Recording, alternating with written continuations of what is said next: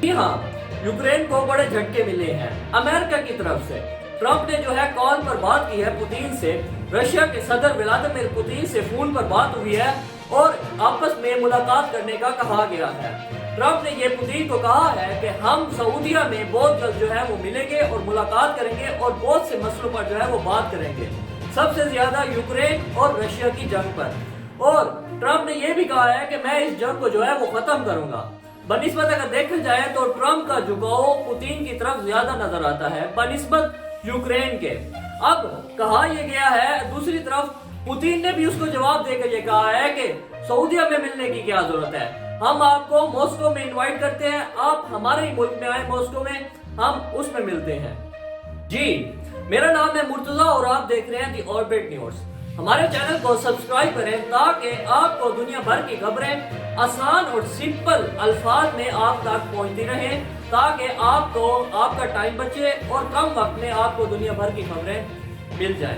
अब हुआ यह है कि जब ट्रंप ने सिर्फ इतना ही झटका नहीं दिया, बल्कि अमेरिका के जो डिफेंस मिनिस्टर हैं उन्होंने बयान देते हुए ये कहा है कि हम अपनी फौज जो है वो यूक्रेन में तैनात नहीं करेंगे, यानी रशिया के खिलाफ हम अपनी फौज का इस्तेमाल नहीं करेंगे।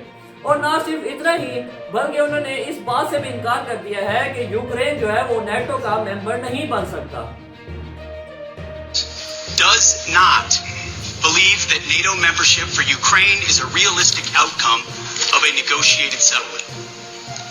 Instead, any security guarantee must be backed by capable European and non-European troops.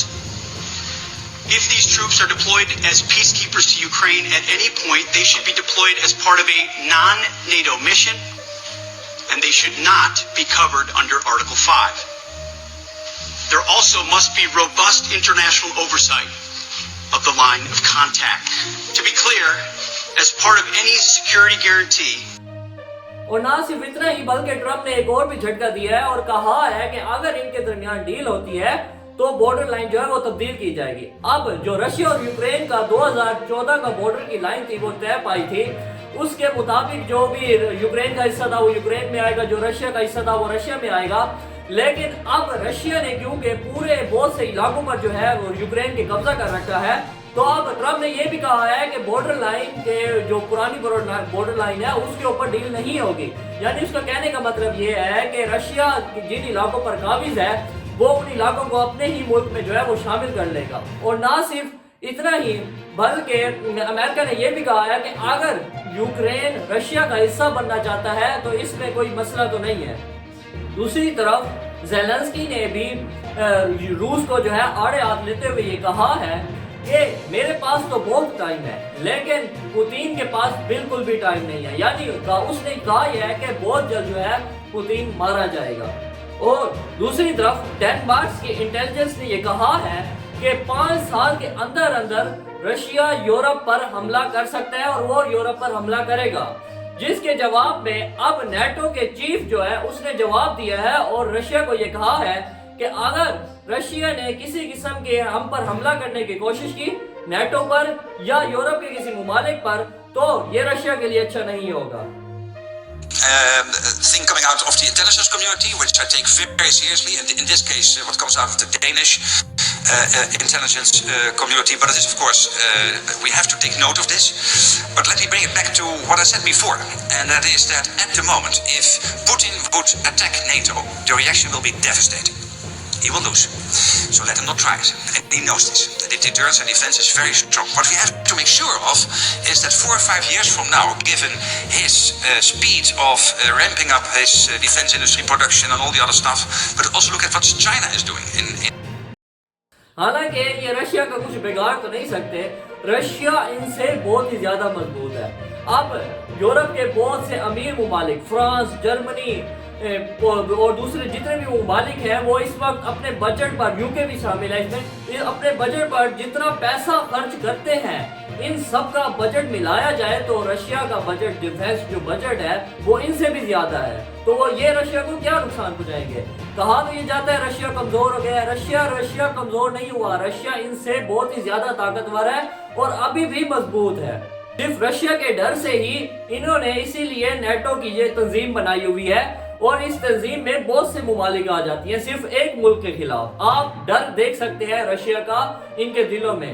और ना सिर्फ इतना ही बल्कि अब यूक्रेन की तरफ से भी इसका जवाब दिया गया है। जब अमेरिका ने कहा है कि हम इनकी मदद नहीं करेंगे, अब उनकी तरफ से भी ये जवाब दिया गया है कि अगर यूक्रेन मुकम्मल तौर पर रशिया का हिस्सा बन जाता है या यूक्रेन खत्म हो जाता है, रशिया के हिस्से में आ जाता है, तो इसका मतलब है कि रशिया जो है पूरे यूरोप पर कब्जा कर लेगा और ये यूरोप के लिए भी नुकसान है। Я просто хотів би, щоб ми, знаєте, якось були на землі і не літали десь в повітрі, так, були в реаліях. Тобто сьогодні армія України. अब इनके डर के ये हालात देख सकते हैं और रशिया का जो इन पर जो है दबाव है वो भी आप देख सकते हैं। रशिया अब इन यूरोप को, पूरे यूरोप को जो गैस, ऑयल और बहुत से जो है वो ज़खायर वगैरह वो एक्सपोर्ट करता था, लेकिन अब जबकि यूक्रेन और रशिया की जंग चल रही है तो अब यूरोप को बहुत ही बड़ा नुकसान पहुंचा है। अब हुआ यह है कि यूरोप में बिजली के जो है बहुत मसाइल पेश आ रहे हैं। बिजली जो वो है कभी आती है कभी नहीं आती। उसका वजह क्या है? क्योंकि रशिया की तरफ से जो आने वाला ईंधन है और दूसरे जो बिजली बनाने के लिए इस्तेमाल होते हैं वो रशिया की तरफ से अभी बंद किए हुए हैं। और इसकी दूसरी तरफ यूक्रेन ने रशिया को भी नुकसान पहुंचाया है। यूक्रेन ने रशिया के Su-35 फाइटर जेट को है वो गिरा दिया है। अब रशिया तो पीछे हटने वाला था नहीं, रशिया ने भी अब इसका जवाब दिया है। रशिया ने जो यूक्रेन की जो है ऑयल रिफाइनरी पर हमला किया है और इसकी वजह से यूक्रेन को बहुत ही ज्यादा नुकसान हुआ है।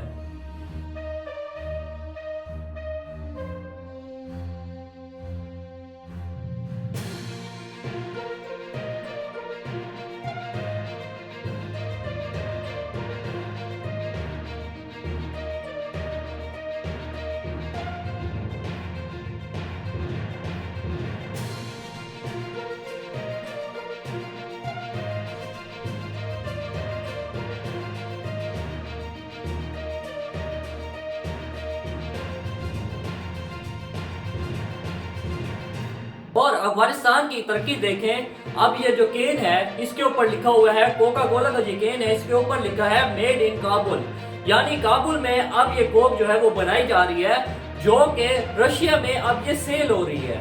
ये अफगानिस्तान की तरक्की आप देख ही सकते हैं और हम पाकिस्तानी सिर्फ एक दूसरे पर तनकीद करने के अलावा और कुछ नहीं कर सकते। और दूसरी तरफ खबर ये आई है कि ताइवान में गैस लीक होने की वजह से एक मॉल जो है वो बिल्डिंग जो है ब्लास्ट की वजह से बिल्डिंग तबाह हो गई है, जिसमें तकरीबन 5 लोग जो है मारे गए हैं।